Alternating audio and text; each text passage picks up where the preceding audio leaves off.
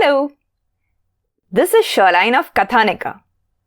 The story I have for you today is from Assam.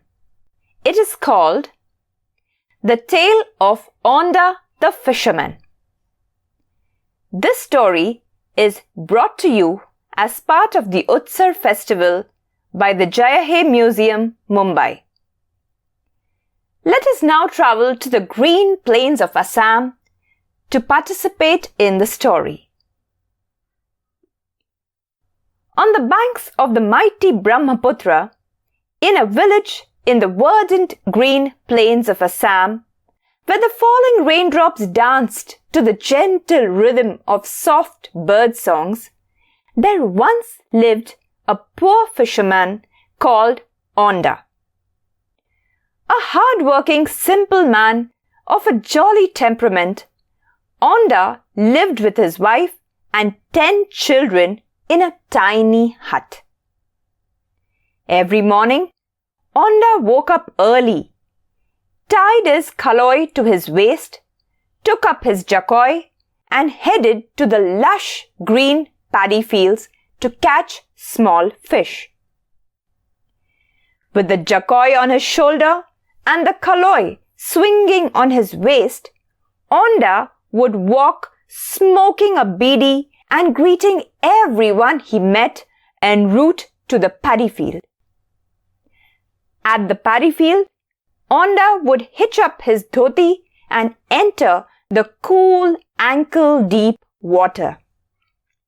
Wading through the shallow waters with his jakoi dragging behind him, feeling the slimy slush around his feet, Onda would hum a merry tune as he fished.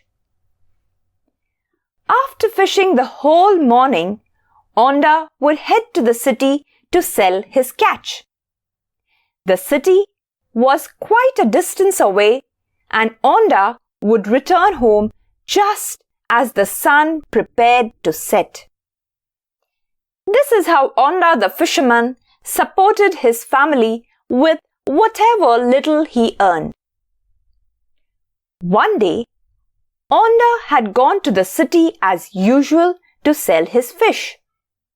On reaching the city, Onda found that there was a fair that had been set up.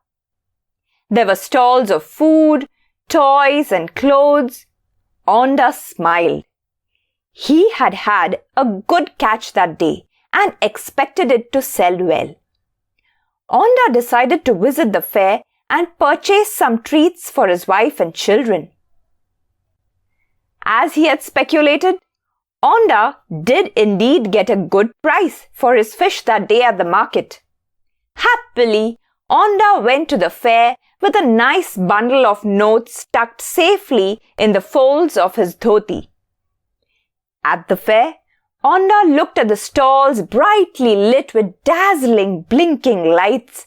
He looked at the delicate sweetmeats displayed under transparent colored paper, balloons of various shapes and sizes, and the other attractive offerings. Onda stopped to pick some goodies for his children. Laden with balloons and a small parcel of sweets in his hand, Onda realized that it had got quite late as he made his way home. In fact, it was approaching midnight. Onda's smile vanished. He gulped as it dawned on him that night happened to be that of Purnima, the full moon night. Onda had to pass a funeral ground to get to his house. There was no other route to reach home but that. Onda was terribly scared, for he knew the place to be haunted. For a moment, Onda thought it was perhaps better for him to return to the city, spend the night somewhere, and come back the next morning. But the thought of his wife and children, who were no doubt anxiously awaiting his return, made him walk further. It was an eerie, moonlit night. The funeral grounds were deserted. Then, just as it got closer to midnight, the dogs began to howl, the owls began to hoot, and a group of ghosts and spirits descended. The gulls were in a good mood and there was merrymaking all around. The ghost with 2 mouths, named Chirkun, kindled a fire with his one mouth and chewed a dead rat with the other in immense happiness. Another spectre, Khotkhotya, lit the 2 eyes of his chest and chewed a leg. One spirit, called Khoranoka, took out his terribly long teeth and chewed some bones, making a crackling sound. The other spectres, Munda Telia, Lengra, Bankad Jungi, each one of them lit a fire while tearing apart corpses and relishing them in a great bustle. A ghost called Mudmudya Gudgudya, without arms and legs, was simply rolling all over the ground, cackling away. The baby ghosts played around, hopping over a nearby tree, chasing each other as if they would break down the whole tree. All the ghosts were having fun.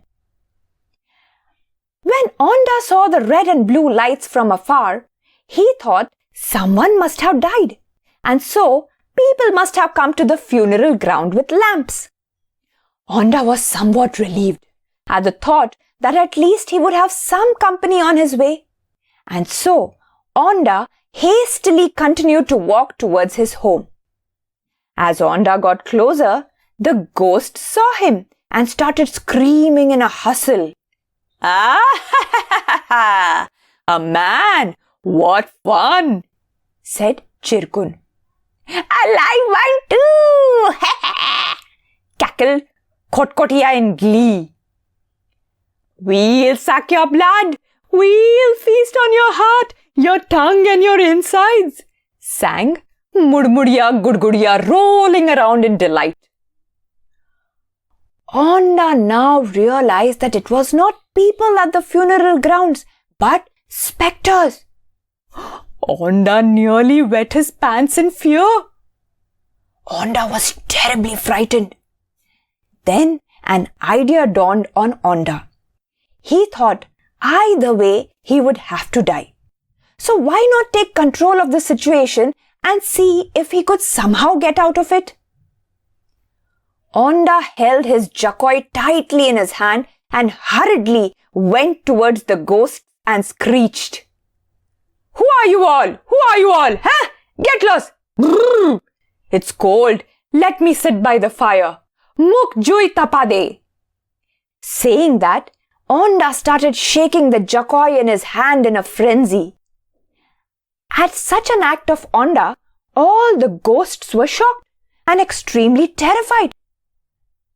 There was a hushed whispering between the ghosts.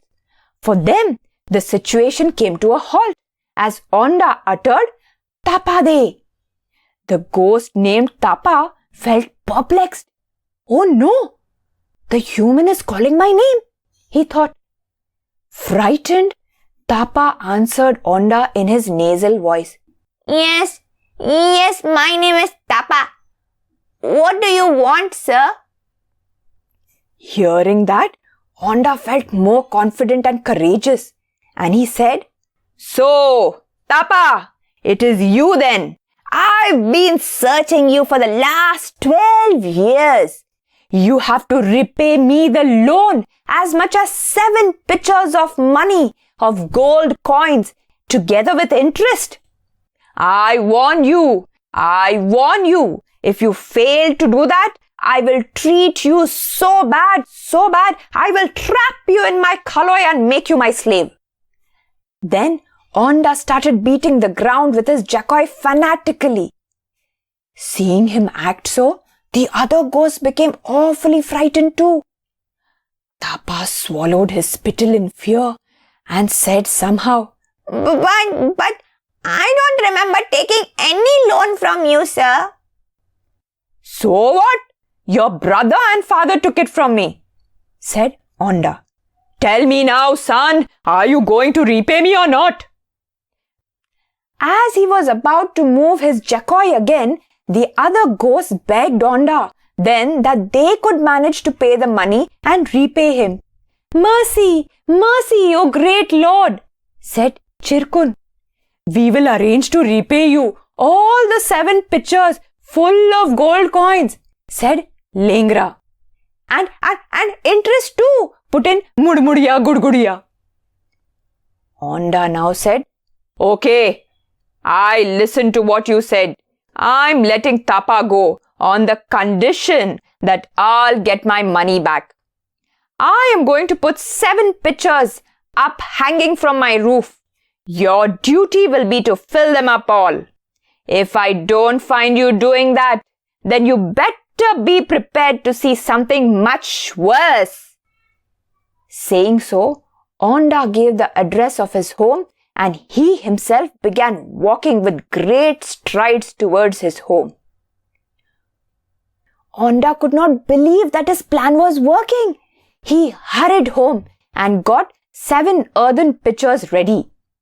Onda pierced holes in the bottom of each of the 7 earthen pots and suspended them from the roof. He then asked his wife and children to stay very quiet inside, and they all waited. True to their word, after some time, the spectres arrived outside of Onda's home, dragging heavy trunks. Having seen the 7 pitchers, the ghosts started pouring money into them.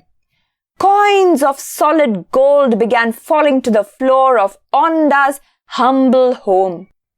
Onda and his wife looked on in amazement as the small house began to fill with glittering gold. Onda could clearly listen to the tinkling sound of many coins as they poured into the pitchers. The silly ghosts thought that the pitchers were not filled in properly, so they went on bringing and pouring more and more gold until the inside of Onda's house became fully stuffed with money all around. Outside, dawn was about to break. The ghosts felt their eyes dimming due to the light. We gave all we had. Please forgive us, begged the ghost to Onda. This is only the capital. What about the interest? Shouted Onda. We don't have any more money, said Chirkun. But if it's okay with you, we'll come in a few days. We will collect money from somewhere, he begged. No, leave it. I will exempt you from giving the interest. Now, get out of here as fast as you can and don't you ever come back. I don't want to see any of you ever again, boomed Onda in his most threatening voice, banging his jackoi on the ground for added effect. Hearing this, all the ghouls started screaming out loud in relief. We are saved! We are saved! Let's go, let's go! After he had got all the money from the ghosts, Onda soon became a rich man and lived happily with his family. As for the ghosts, if you pass by the funeral ground in that village in Assam on a full moon night, you can still hear them saying to each other, "Ha, that was close. We were saved from Onda." And that, my dear friends, was the tale of Onda the fisherman. I hope you liked it. If you did, don't forget to subscribe to our channel and share this lovely story with your friends. Bye-bye.